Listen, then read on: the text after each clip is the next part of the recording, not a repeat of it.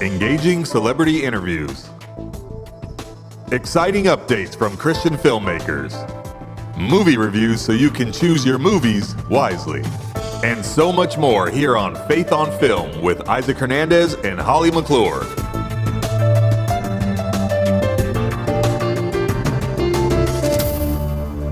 Hello, everyone, and welcome to this week's episode of Faith on Film. Holly, how are you doing today? I'm doing great today. Thank you. I'm excited to talk about movies that we're going to see. There's something coming out called The Blue Angels and a family film called If we're going to talk about. But we also have an interview, don't we, Isaac? Yes, we do. And interestingly enough, you just talked about it. You said it was a family movie that you're going to be talking about. The movie that we're going to go to first, or we have a guest for, which is the guy's name is Matthew McCaulley, and he's the writer, director, producer of Undefiled. Now, this is not really a family movie, but it is a Christian movie, which you kind of said, well, how can a Christian movie not be family? Well, it deals with a more mature subject, and that would be pornography and sex trafficking. So, no, it's not a movie you would watch with your kiddos, but it's probably a movie that you really should see. And what we're going to do is we're going to look at the trailer first, but let me introduce our guest. His name again is Matthew McCaulley. He was nominated for Best Director at the feature for the 2024 ICFF, or International Christian Film Festival in Orlando. Now, the movie Undefiled was also nominated for Best Picture, Best Cinematography, Best Musical Score, and Most Inspirational. So what we're going to do is take a quick look at the trailer, and then we'll come back with Matthew McCaulley.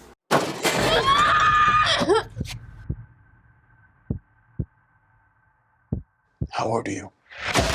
Who is this guy? He knows what you saw last night, and he wants you to stay quiet. They raped me, Mitch. And then they sell it to porn websites. Same guy that met with the girl. He's got connections. Him. What is it you said you always wanted, huh? One step away from the show. It's a real deal. Congratulations. I heard on the AAA coaching job. They're lucky to have you. I need help. One time something good happens to me, this is how you act. I'm trying to figure out a way to feed our children. I'm good at solving all kinds of problems. Do what you want, Jennings. You take her off the street, another one will be right behind her. How can I find the girl? Be careful about what decision you make.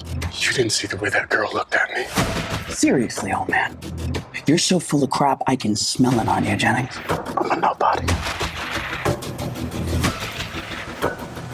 I'm nobody's hero.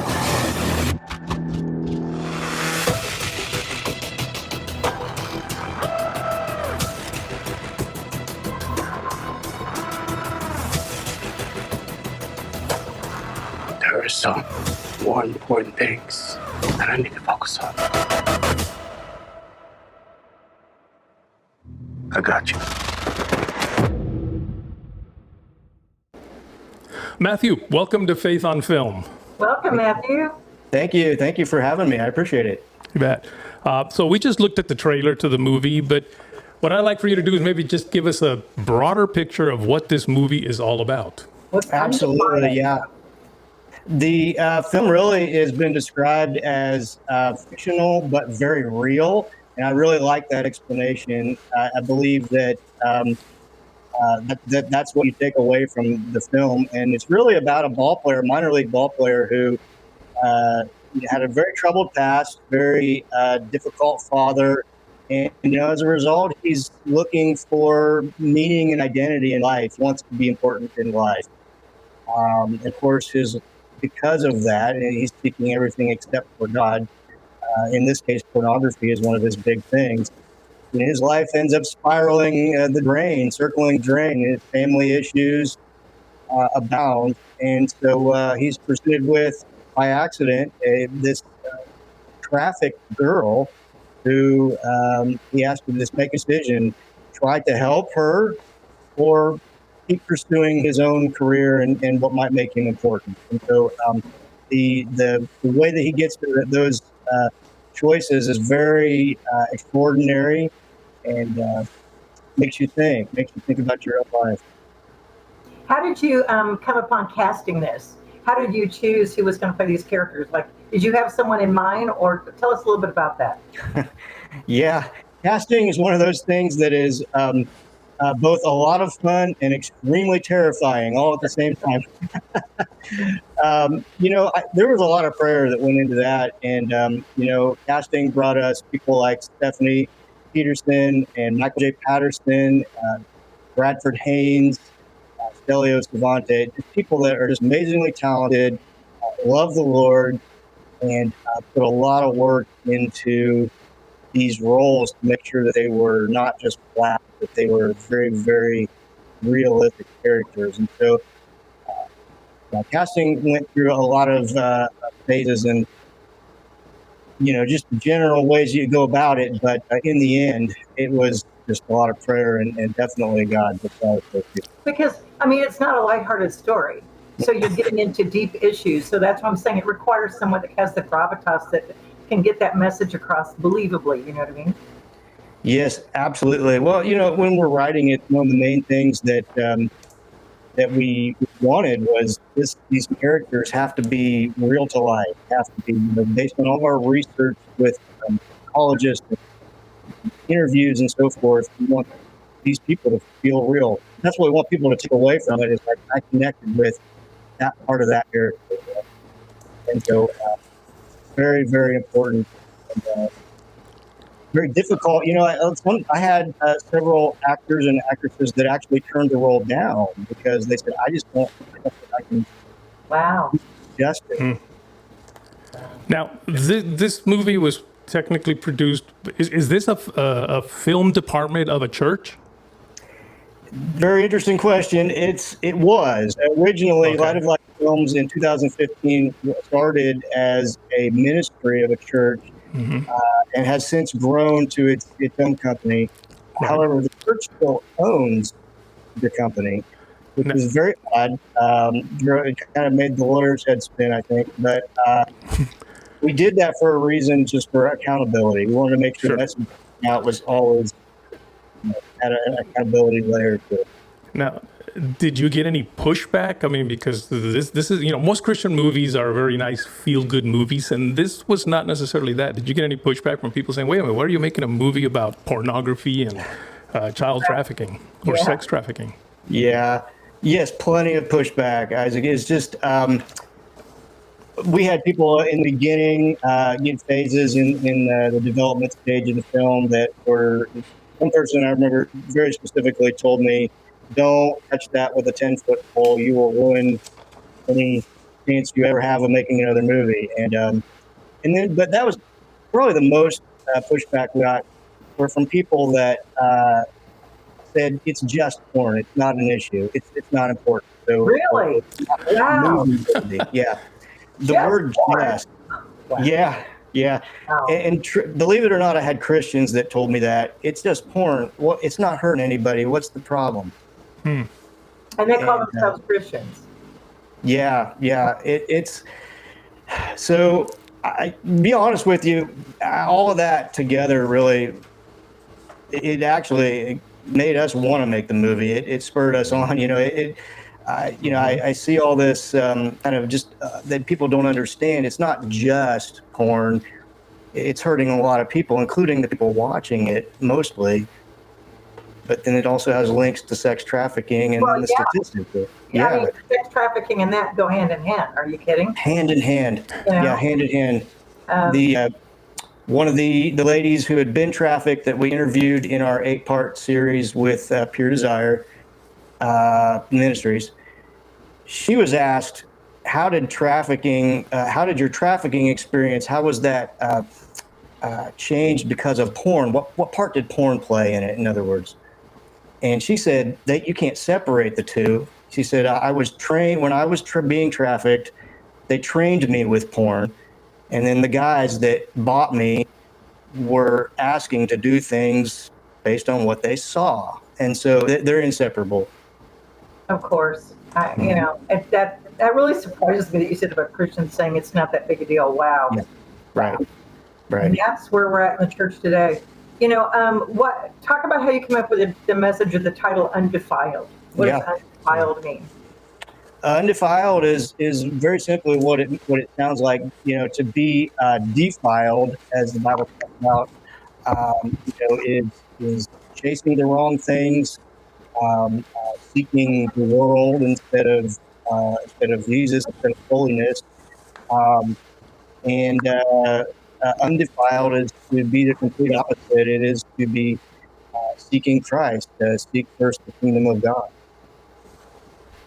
And is there a ministry associated with it, with the movie? I mean, is there, it's one thing to go in and see a movie about a subject or topic like this, but then what do you do with it when you go out? Are you directing people to ministries to help with pornography or help with those things?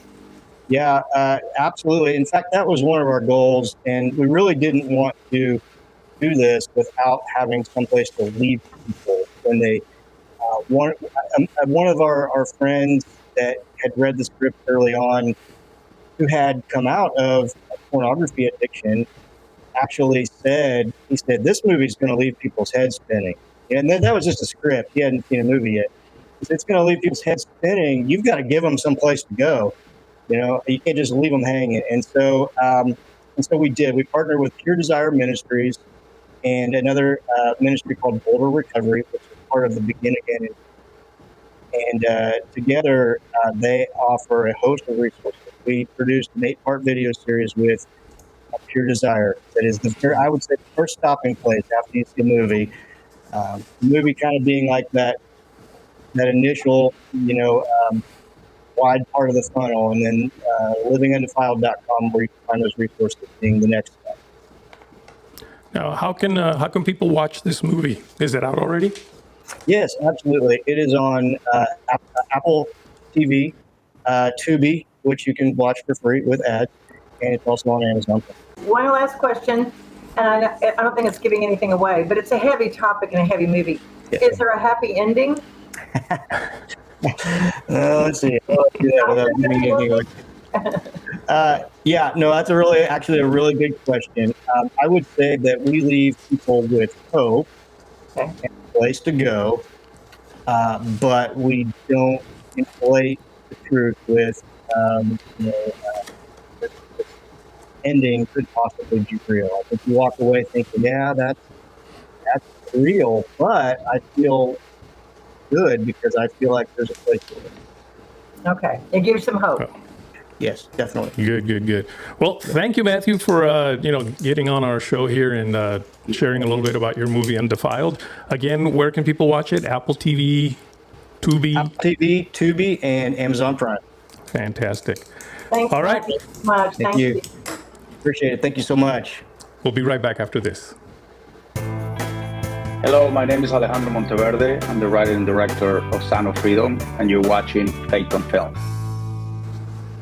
Isaac, we were talking before the interview about it being for adults, but, I really think that mature teens could see this movie too, because the Sound of Freedom, we talked about child trafficking. It's been mentioned in a couple of movies, and this is a topic that's out there. It's relevant for today, and I think it's just as relevant for mature teens to be aware of it, because they're the ones being kidnapped as well and sold into sex trafficking and look at pornography, on their web. So I think really mature teens is a good one for parents. It's a good teaching film for parents. I agree, because in reality, I mean, obviously I'm pretty old, and so in my time it seemed like it took longer before we started to really learn about sexual things and pornography and all that. But it seems like now children are actually being bombarded with near pornographic images and videos and all that. So while I'm not saying that little kiddie should watch this movie, but certainly you're right. Maybe a preteen or teenagers on. Yeah, mature teens. Let the parents see the movie, but I definitely think since it's available for them to see it, and then they can rewatch it with kids. But I think it'd be good for teens to see. Absolutely. Okay. But there's some fun ones we can talk about. Yes. Well, we alluded to that in the open, didn't we? Something that is for the entire family. The Blue Angels. The Blue Angels, Isaac, I can remember with my kids going to see the Blue Angels at El Toro Air Force Base and at Huntington Beach when they would do the flyover on 4th of July. I mean, the Blue Angels were part of California, and you kind of thought, ooh, they're just for California. And then you realize, no, they're for the whole United States, the whole world. But I didn't know as much about them to this movie. Wow.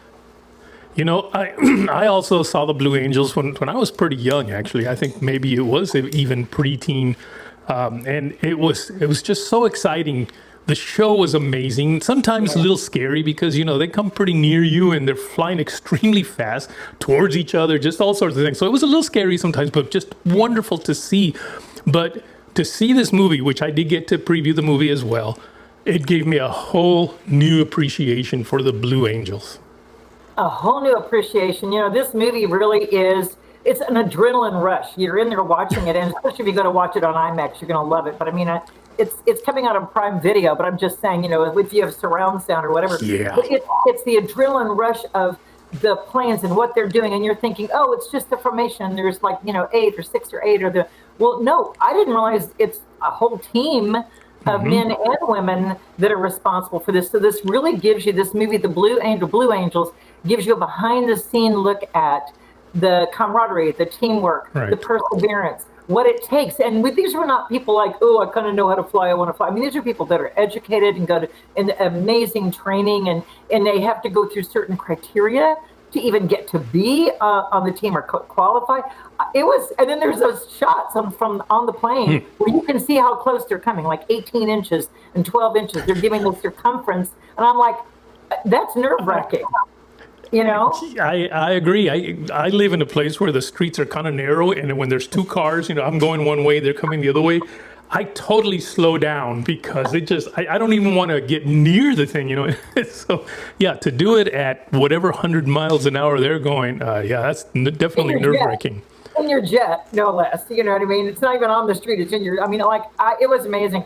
There was some interesting things. Again, you're going to learn about the teams. You're going to learn about the personal life. You kind of follow through and walk through the people as they get to be on and get considered and then qualified, and then they graduate into the Blue Angels. And so it's exciting to see the journey of several of the pilots and to see the women that are involved. Like I said, I always thought it was for men about men. And now there are women that are on the team. So I really feel like this is just don't think, oh, I've seen the Blue Angels, I'm not going to learn anything new. No, you do learn something new, and you really are exhilarated going through this. Well, I'll tell you what, let's take a look at the trailer. That way people kind of have a better understanding of what we're talking about. Let's do. First time you take off, you got to push the I believe button.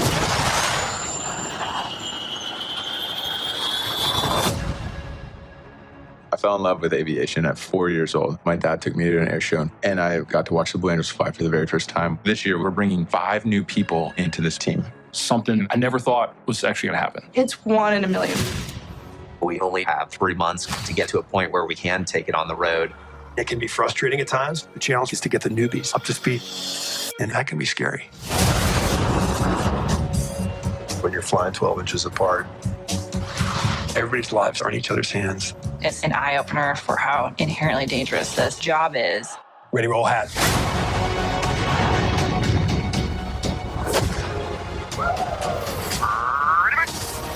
Every once in a while, the jets just kind of freeze, and the world around you seems to spin. To make 6 jets fly as one, that's the Blue Angel magic. I just pinched myself. We get a chance to be part of it. With all these things that I've done.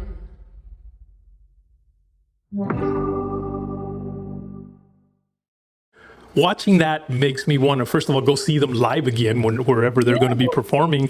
But even though I saw the video, the movie on my TV, which is a pretty big TV, but I think I really would have loved to have gone to see it on IMAX. And if it, I know it's playing now on IMAX but it's going to come on Prime Video after, right? Right. It's on IMAX for a short run. And for those of you watching the show later, after May 23rd, it'll be on Prime Video. So for always, you can watch it. And if you've got a great sound system, crank it up because it definitely is going to be flight experience. You feel like you're in the plane next to them. You feel like you're flying up there. We can't express it. It says these are one of the most iconic aerial demonstrations in the world. And they've had a rich history for decades and decades. And so definitely, folks, support it. Go see the Blue Angels. We really appreciate you tuning in and going to see it. And I think you're going to not be disappointed.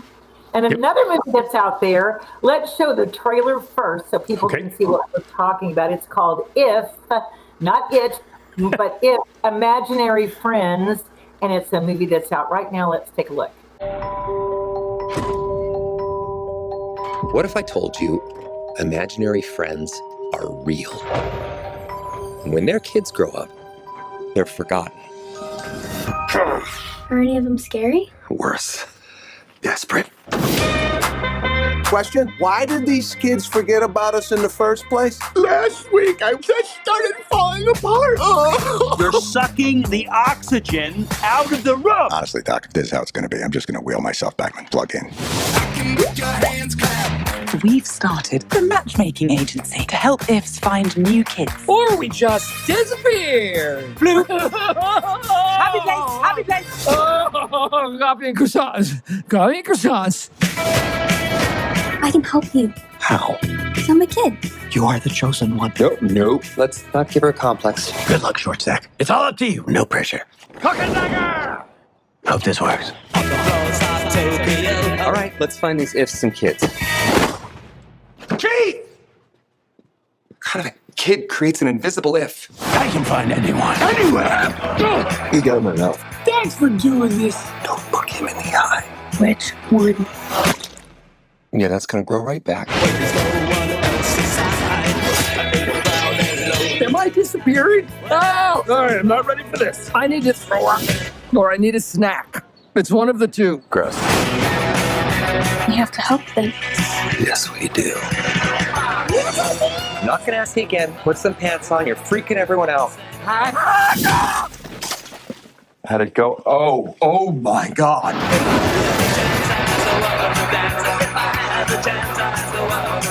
So does this make us partners? Let's not get ahead of ourselves, shall we? Keith! And Mom said too much candy isn't good for your tummy, but I said, oh my God. Wow, my eyes can taste it. I'm so sorry. You don't taste that in your eyeballs?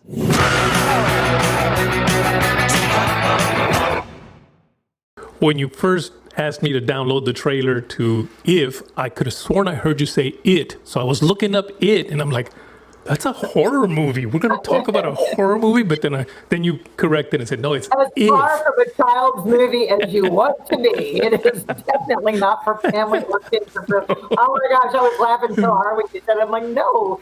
If, oh, that's too funny. Yeah, and that's why I'm like, If, not It, but If for Imaginary Friends. As you can see, folks, it is a fun, sweet, lighthearted film. Okay, now, I went thinking it was more of a kiddie movie, like, oh, this is going to be about the imaginary friends, and it is.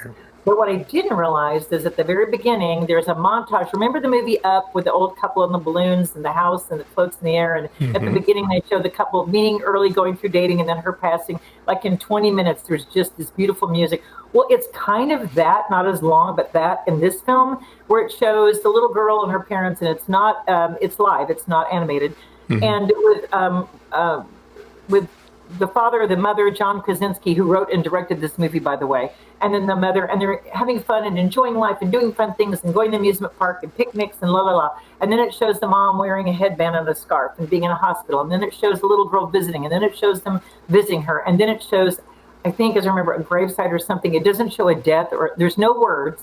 It's just you understand she lost her mother. So the movie picks up then when she's 12 years old. It's been a few years later, a little bit of time.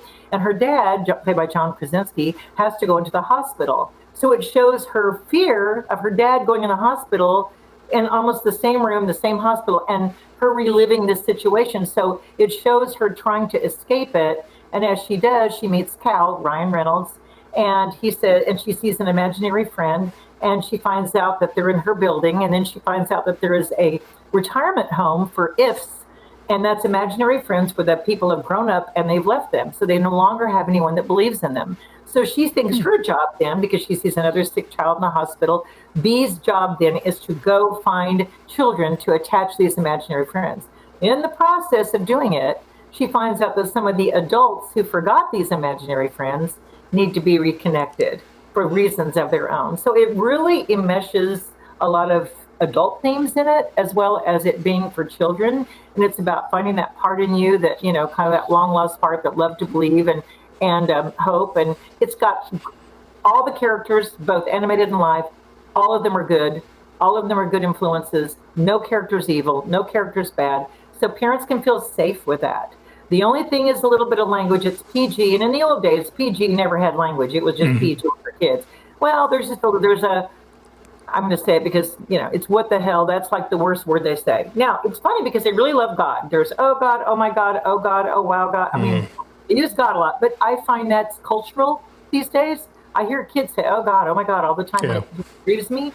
But that's very cultural. So I'm not saying that's okay. I'm saying parents beware. That's in it. So if they're wanting to know if there's language, there's no bad characters. Kids don't need to be scared. There's no evil thing trying to get the kid. It really is a good-hearted story. Like I said, John Krasinski wrote and directed and starred in it.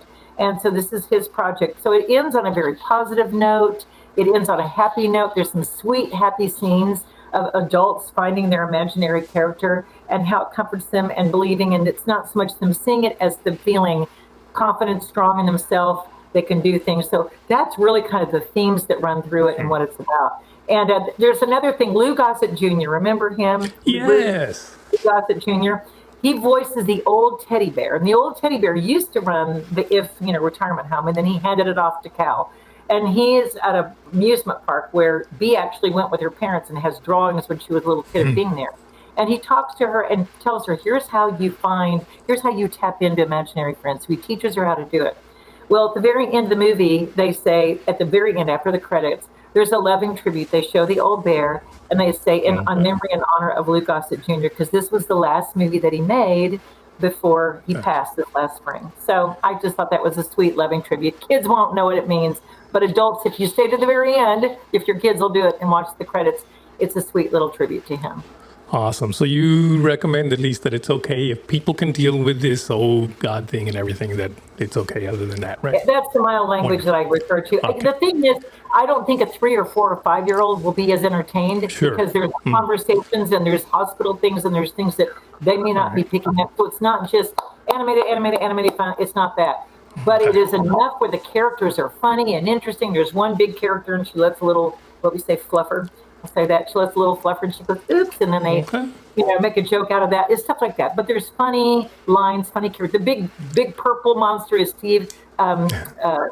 What's Steve? Oh, my mind is from Office. Oh, yeah. Okay. I know who you're talking about. My mind is what Mike and I know him. Anyway, he plays the character and he calls it Blue. And he's funny and friendly. And you see this big character in the hallways and stuff. Of course, no one can see him. So I really think about 6, 7, and 8 and up. I think they're going to enjoy it the most. Cool. And of course, adults. All right. Well, we have we're pretty much run out of time on the show, Holly. It was a good, fun show. A lot of great information. Good. I hope people go to see it and enjoy it. And I hope to see the Blue Angels and watch it at home and crank up the sound. There you go. All right, folks. See you next week. Write to us at faithonfilmtv@gmail.com. That's faithonfilmtv@gmail.com. Follow us on Facebook, Instagram, and Twitter at Faith on Film TV. Also, go to our YouTube channel, Faith on Film TV, and hit the subscribe button and the bell for notifications on our latest Faith on Film shows.